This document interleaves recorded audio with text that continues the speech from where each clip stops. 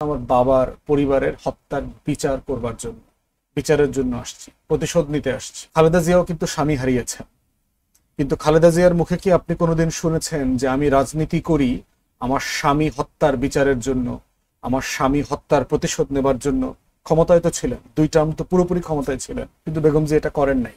করেছেন কেন? জাতীয় স্বার্থে চিন্তা করেছেন যে এই প্রতিশোধ পরায়ণতা, এই জিঘাংসা বিচারটা এনশিওর করলেও রাষ্ট্রকে পিছায়া দেয়, জাতিকে পিছায়া দেয়, এটা হয়তো ওনারা ভেবেছে। হেন কোনো দুষ্কর্ম নাই যেটা হাসিনা করে নাই, কিন্তু সে হচ্ছে একটা অসুস্থ মানুষ। প্রতিহিংসা ছিল শেখ হাসিনার, যে ম্যাডাম জিয়ার প্রতি যে কটূক্তি করা বিভিন্ন বিষয় নিয়ে, এগুলোকে তার প্রতিহিংসা, এরকম কিন্তু সে বিভিন্ন শ্রদ্ধেয় ব্যক্তিদের নিয়ে সবসময় বলতেন, প্রায় বলতেন।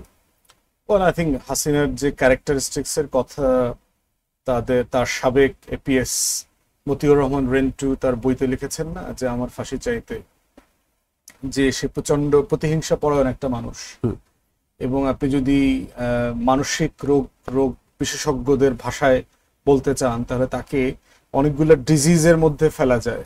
একটা হলো সে নার্সিসিস্ট, স্যাডিস্ট, তারপরে হচ্ছে যে আপনি হিউব্রিস সিনড্রোমে ভোগে, মানে এগুলোর মানে হলো সাইকোপ্যাথ, মানে অন্য কেউ তার থেকে ভালো হইতে পারে, অন্য কাউকে মানুষ বেশি পছন্দ করতে পারে, অন্য কেউ তার থেকে বেশি দোয়ার যোগ্য হইতে পারে, জনপ্রিয় হইতে পারে, এগুলো মেনে নিতে পারে না।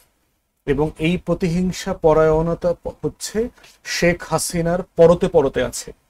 81 সালে যখন শেখ হাসিনা দেশে ফিরে আসে, তখন বিবিসি বাংলার সাথে, তখন বিখ্যাত সাংবাদিক ছিলেন আমাদের সিরাজুর রহমান সাহেব, তার সাথে সাক্ষাৎকারে তিনি বলেছিলেন যে তিনি কেন দেশে ফিরে এসছেন, এবং সেখানে সে বলেছেন আমার বাবার পরিবারের হত্যার বিচারের জন্য আসছি, প্রতিশোধ নিতে আসছি।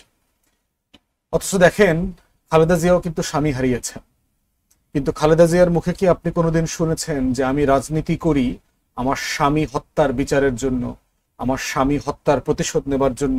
ক্ষমতায় তো ছিলেন, 2 টার্ম তো পুরোপুরি ক্ষমতায় ছিলেন। কোনোদিন কি জিয়া হত্যার প্রতিবেদন চেয়ে জিয়া হত্যার সাথে কারা কারা জড়িত ছিল তাদের বিচারের জন্য চেষ্টা করেছেন? করেন নাই তো। সেটা ভালো খারাপ সিদ্ধান্ত, সেটা পরের আলোচনা। তার করা উচিত ছিল বলে আমি মনে করি, বিচারটা করা উচিত ছিল। যদি করতো, তাহলে জাতীয় পার্টি এবং এরশাদের মতো একটা ভারতের বি টিম আওয়ামী লীগের এই দালালি করবার মধ্য দিয়ে বাংলাদেশকে আজকে যে ফ্যাসিবাদের দোসর বানিয়েছে, এটা বানানোর সুযোগ হতো না। কিন্তু বেগম জি এটা করেন নাই। করেছেন কেন? জাতীয় স্বার্থে চিন্তা করেছেন যে এই প্রতিশোধ পরায়ণতা, এই জিঘাংসা বিচারটা এনশিওর করলেও রাষ্ট্রকে পিছায়া দেয়, জাতিকে পিছায়া দেয়, এটা হয়তো ওনারা ভেবেছে। তো সেই বাস্তবতায় দেখেন, আচার আচরণে দেখেন, শব্দ চয়নে দেখেন, পদ্মা সেতু থেকে টুপ করে ফেলে দেবে, এই ধরনের কত কথা বলেছে। কতটুকু প্রতিহিংসা পরায়ণ, যে মইনুল রোডের যে বাসা, যেখানে সে 81-82 সাল থেকে আছেন, তার হাজবেন্ড সাবেক প্রেসিডেন্ট ছিলেন, একটা দলের প্রতিষ্ঠাতা, সাবেক সেনাবাহিনী প্রধান ছিলেন, এরকম একজন মানুষের ফ্যামিলি হিসেবে তার যে বাসা কৃতজ্ঞতা স্বরূপ দেওয়া হয়েছে, তাকে সেখান থেকে এক কাপড়ে বের করে দিয়েছে, এবং খুবই অপমানজনকভাবে বের করেছে।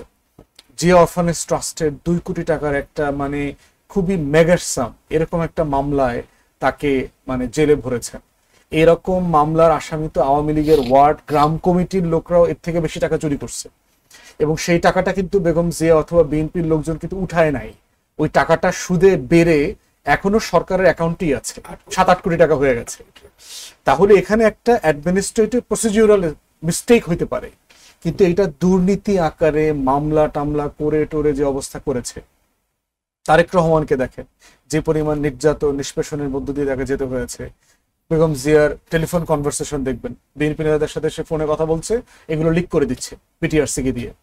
তো এই ধরনের হেন কোনো দুষ্কর্ম নাই যেটা হাসিনা করে নাই, কিন্তু সে হচ্ছে একটা অসুস্থ মানুষ, সে একটা সাইকোপ্যাথ। এবং সিম্পলি আমাদের সংবিধানে এবং নির্বাচনী আইনে কিন্তু আছে কারা কারা নির্বাচনের জন্য অযোগ্য। তার ভিতরে বলা আছে ইনসেইন, পাগলামি রোগে দুষ্ট মানুষ নির্বাচনের অযোগ্য, শপথ নেবার অযোগ্য, প্রধানমন্ত্রী অথবা রাষ্ট্রীয় ক্ষমতার অযোগ্য। অতএব আপনি যদি শপথের ওই জায়গাগুলো নির্বাচনী বিধিমালা পড়েন, সংবিধানের বিধিমালাগুলো পড়েন, প্রত্যেকটা কিন্তু হাসিনাকে কোয়ালিফাই করে। অতএব মানে বাই ল কিন্তু সে এই রাষ্ট্রের কোনো পদ ধরে রাখতে পারে না, কোনো পদে আরোহণ করতে সে পারে না। কিন্তু এরকম একটা পাগলকেও বাংলাদেশের রাষ্ট্রের প্রধানমন্ত্রী আমরা জনগণ বানাইছি এবং বহুদিন রাখছি, আনটিল এই গণ অভ্যুত্থানটা সফলভাবে হয়েছে।